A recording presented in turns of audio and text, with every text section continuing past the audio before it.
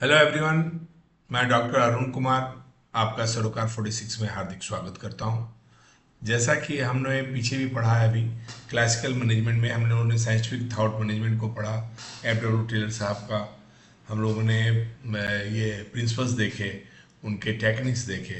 उसी तरह उन्हीं के समकालीन हेनरी फ्यूएल साहब हुए, जो कि एक फ्रेंच थे और ये माइनिंग इंजीनियर थे।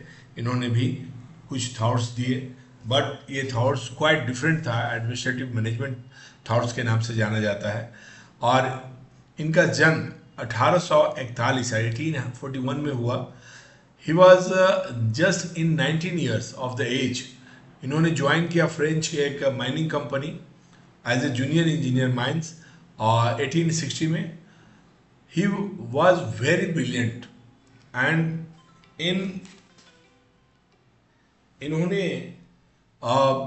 मात्र 18 साल के अवधि में काम करते हुए इन्होंने हाईएस्ट पोस्ट तक गए उस कंपनी के चीफ एग्जीक्यूटिव ऑफिसर, सीईओ जिन्हें आजकल हम लोग बोलते हैं। 1888 तक इन्होंने वहाँ काम किया।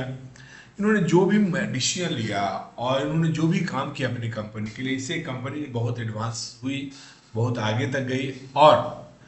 और इन्होंने बहुत से एक्सपेरिमेंट किए थे, बहुत से नए चीज़ों को उन्होंने वहाँ पे उपयोग किया, जिसके कारण बहुत ही सपोर्ट मिला कंपनी को, ऑर्गेनाइजेशन को। और इन्होंने एक कंसेप्ट के रूप में इस चीज़ को अपनाया था। और इन्होंने जो कंसेप्ट ऑफ एडमिनिस्ट्रेशन बोला जाता है, how to work with your colleague, with your management, with in hierarchy, and how to distribute them both, how to feel, or how to give them comfort in the with in organisation, law and order. ये सभी चीज़ों को उन्होंने बहुत ही अच्छी तरह से 14 principal में उन्होंने डिवाइड करके दिया, जो अभी हम लोग देखेंगे। एक चीज़ और था जो मैंने पहले भी बताया था, पिछले वीडियो में आप देखेंगे। इनका एक बुक आया था, एडमिनिस्ट्रेशन इंडस्ट्रियल एट जनरल। ये जैसा कि आप समझ सकते हैं, ये फ्रेंच में 1916 में आया था। आपको याद होगा 1911 में साइंटिफिक मैनेजमेंट के ऊपर बुक आया था F. W. टेलर का, वो इंग्लिश में था और ये फ्रेंच में था। फ्रेंच में होने के कारण इनको, उनके साथ साथ इनको भी उतनी ज़्यादा प्रसिद्धि नहीं मिली, फेमस नहीं हुए। इनके जो इन्होंने जो काम किया था वो दुनिया में उस तरह से नहीं स्प्रेड हुए। लेकिन जब इन्हीं का वही book general and industrial administration के नाम से 1949 में जब पब्लिश होता है इंग्लिश लैंग्वेज में, तो उस वक्त से इनकी जो प्रिंसिपल्स थे वो सभी लोगों लाइमलाइट में आया, सभी लोग के नॉलेज में आया। बड़े बड़े इंडस्ट्रियल लोगों ने इसको अडॉप्ट किया और इसके बड़े फायदे हुए पूरे विश्व को। इन्होंने प्रपोज किया है 6 प्राइमरी फंक्शंस का ऑफ मैनेजमेंट और 14 प्रिंसिपल का, जिसे हम अभी पहले प्रिंसिपल देखेंगे और अगले एक दो वीडियो के बाद हम इनका फंक्शंस भी देखेंगे, जब सिर्फ हम हेनरी फ्यूएल एंड इनके कंट्रीब्यूशन पे बात करेंगे।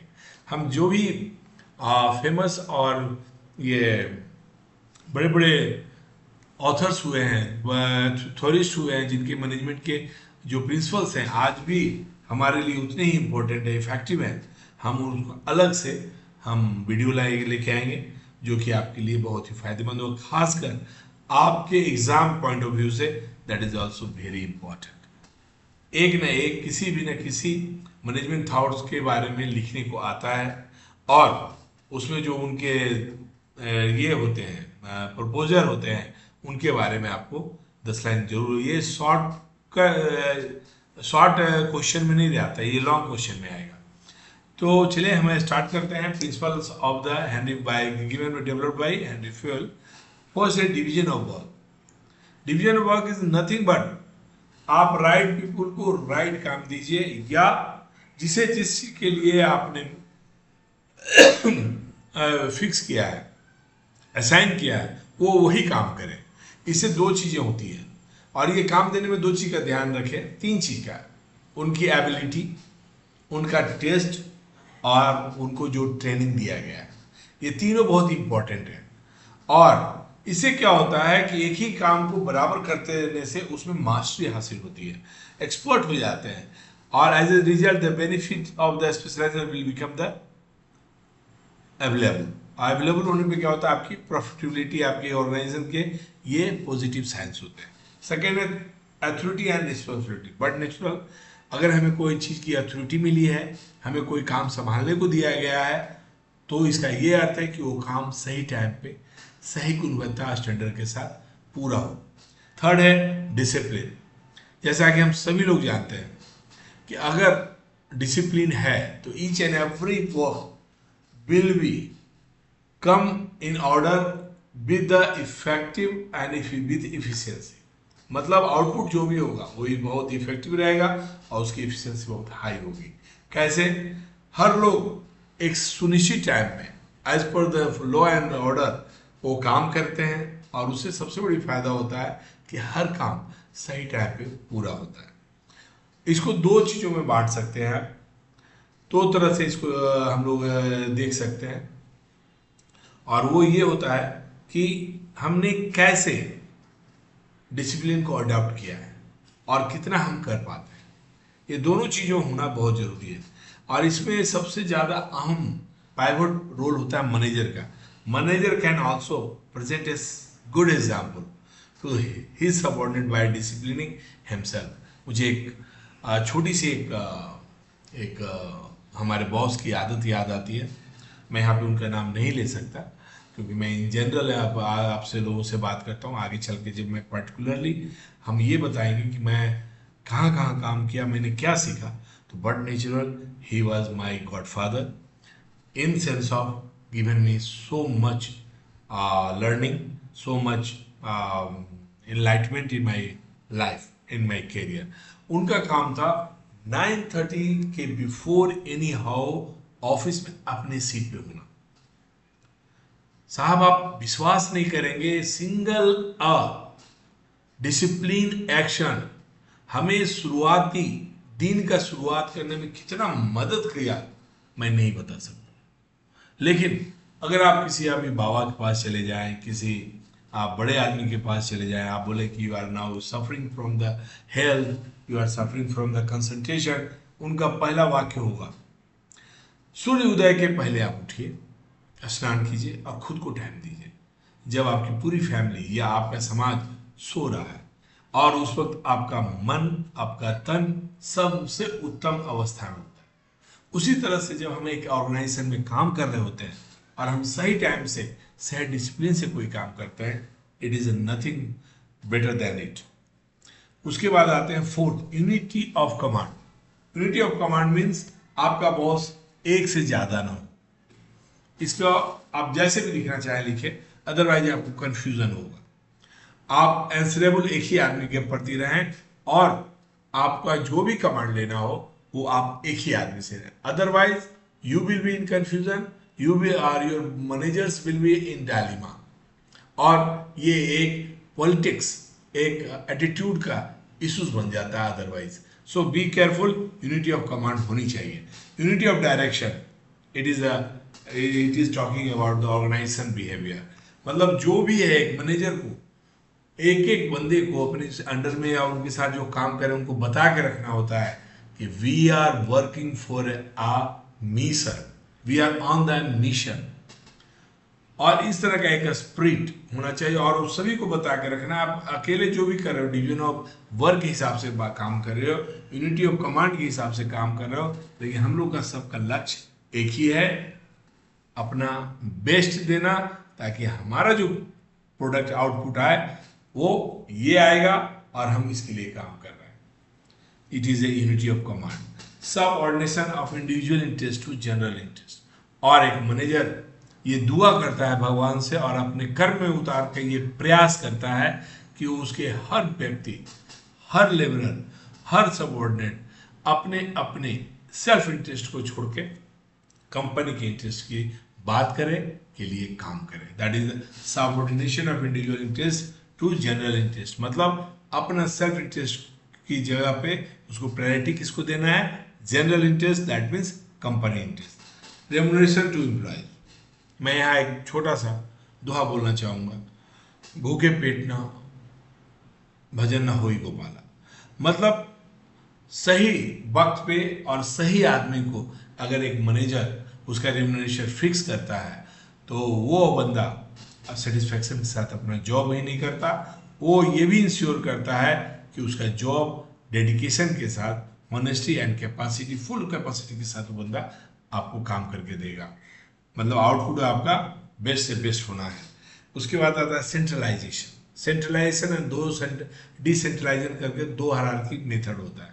एक में होता है सेंट्रलाइज, जिसमें मैक्सिमम पावर, फंक्शनल पावर मैंने हाई मैनेजमेंट अपने पास रखता है। उसमें सबसे बड़ा प्रॉब्लम क्या होता है, वो डिसीजन मेकिंग में समय लगता है और नीचे आते आते तक हो सके अगर डिसिप्लिन सही, कम्युनिकेशन प्रॉपर नहीं रहा तो प्रॉब्लम आ सकती है। दूसरा, उसके बाद कोई भी नीचे का सबऑर्डिनेट इन सेंट्रलाइज हायरार्की में अपने को बिलोंगिंगनेस फील नहीं करा पाता है, उसको फीलिंग ही नहीं आएगा। लेकिन डिसेंट्रलाइज है, कुछ ना कुछ अधिकार, कुछ ना कुछ रिस्पॉन्सिबिलिटी, अथॉरिटी सभी लोगों को दिया गया है, छोटे छोटे गैंग के हेड्स को दिए गए हैं। वो लोग उसको जल्द से जल्द अपनी चीज़ों को समझते हैं, कम्युनिकेशन वहाँ फास्ट होता है और each and every one try, maximum try, it is psychological fact, try to give their more than 100%। Six, scalar channel में हम लोगों ने अभी हायरार्की की बात किया, सेंट्रल एंड डिसेंट्रलाइजेशन वाले प्रिंसिपल में हम लोगों ने बात किया हायरार्की का। हायरार्की के अनुसार ही, as per the Henri Fayol, hierarchy के हिसाब से ही आपको कम्युनिकेट करना है। दैट मीन्स आप एक मैनेजर हैं तो आपके नीचे और ऊपर के जो हायरार्की है, कम्युनिकेशन का माध्यम यही दो रहेंगे आपके। You can't see right or left, you have to go straight, up or down. But there are so many departments, every department isolated according to this. ये एक तरह का ड्रॉबैक भी आगे चल के दिखाई दिया हम लोग को और हम लोग देखेंगे उसे। बट इसमें एक उन्होंने एक चैन का भी इस्तेमाल किया, एक लूप का भी इस्तेमाल किया और उन्होंने कहा if it is an emergency so you can go horizontal direction also, that is the scalar chain. Under these, no steps should be overlooked during the communication. Order. Order means everything it should be at the right place. That means right person should be placed at the right job and right thing should be placed at the right place. इन्होंने ना सिर्फ human being के बारे में बोला है, resources के बारे में भी बोला है। अगर आप कोई सीमेंट प्लांट है बड़ा सा, कोई स्टील प्लांट है, तो स्टेट ऑफ आर्ट्स के हिसाब से होना चाहिए। आप देखेंगे जब वो अपने प्रचार करते हैं तो बोलते हैं हमारी जो प्रोडक्शन सिस्टम है स्टेट ऑफ आर्ट्स है, मतलब हर चीज अपनी जगह पे अपनी गुणवत्ता और स्टैंडर्ड के साथ रखा हुआ है और यूज मिलाया जाता है। According to Fayol, every enterprise should have two different orders, जैसा कि उन्होंने बताया, मटेरियल ऑर्डर और physical resources and social order for human resources. Equity, आप एक मैनेजर होने के कारण किसी भी आधार पे, कलर के आधार पे, रेसिज्म के आधार पे, कास्ट के आधार पे, बड़े छोटे पोस्ट के आधार पे, यू कांट डिफ्रेंशिएट और give a feeling of such type of the nuisance to anybody, you have no right in with in the organisation. ये हेनरी फील्ड का 11th प्रिंसिपल था और उनके अनुसार all employees should be treated equally and impartially. Stability of personnel, ये बहुत ही important है, जो आज एचआर वाले लोगों के लिए बहुत बड़ा एक टफ टास्क होता है। Stability of the personals. Personal means होता है labour who is working for an organization. According to this principle, there should be a stability of tenure of employees, which means they should not be changed frequently. बार बार उनको change ना करें, एक तो खुद ही आप बार बार, नहीं तो आप ही अनस्टेबल हो जाएंगे, क्योंकि जो एक बार एक चीज को करते करते रिपीटेडली करते करते एक्सपर्टीज हो जाते हैं। कुछ लोग अगर एक ही जगह आपने उन्हें रखा तो वो आपको बहुत सी चीजें उस मैकेनिज्म के बारे में, उस मार्केट के बारे में आपको बता सकते हैं। उनका वहाँ अनुभव, experience will give you some plus points. A stable employee easily came to know about the atmosphere and working conditions of an organization and may work continuously with efficiently and effectively. Initiative initiative is nothing but सबको बोलने का अधिकार, but there should be limit of authority and discipline.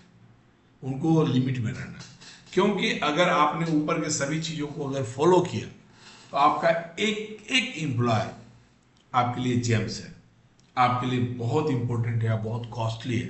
They are now experienced, और उनकी हर experience को उन्हें share करने दो, इससे उन्हें बिलोंगिंगनेस फील होगा, उन्हें अपना कंट्रीब्यूशन का एक साइकोलॉजिकल पॉजिटिव इम्पैक्ट उनके अंदर डेवलप होता है, जो कि सेटिस्फैक्शन उन्हें देता है। But it should be limit of authority and under discipline, आप कह सकते हो। स्पीड दे क्रॉस, ये सभी के ऊपर डिपेंड करता है, सभी लोगों को करना चाहिए कि एक भावना, पॉजिटिव भावना बना के रखें कंपनी के अंदर, ऑर्गेनाइजेशन के अंदर। बट इसका जो प्राइवेट रोल होता है वो मैनेजर को करना चाहिए, और सबसे पहले उन्हें किसी को संबोधित करते वक्त मी आई वर्ड्स यूज नहीं करने चाहिए।